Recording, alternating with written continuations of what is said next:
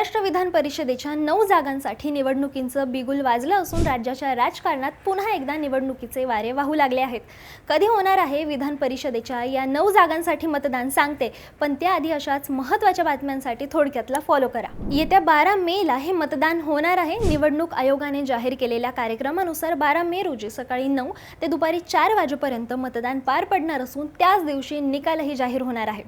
उद्धव ठाकरे, नीलम गोरे, अमोल मिटकरी आणि रणजितसिंह मोहिते पाटील यांसारख्या नेत्यांचा कार्यकाळ 13 मे रोजी संपत असल्यामुळे या जागा रिक्त होत आहेत। सध्याच्या संख्याबळानुसार महायुतीचे 8 उमेदवार सहज निवडून येऊ शकतात, मात्र महाविकास आघाडीसाठी केवळ 1 जागा सुरक्षित दिसते। एका जागेसाठी 28 मतांच्या कोट्यांची गरज असताना महाविकास आघाडीला दुसऱ्या जागेसाठी मोठी कसरत करावी लागणार आहे। भाजपकडे सर्वाधिक संख्याबळ असल्याने त्यांच्या वाट्याला 5 जागा येण्याची दाट शक्यता आहे। आता ही निवडणूक बिनविरोध होणार की मतांसाठी पुन्हा घोडेबाजारी रंगणार, याकडे संपूर्ण महाराष्ट्राचं लक्ष लागून आहे। याबद्दल तुम्हाला काय वाटतं मला कमेंटमध्ये नक्की सांगा आणि अशाच महत्त्वाच्या बातम्यांसाठी थोडक्यातला फॉलो करा। बातमी म्हणजे थोडक्यात।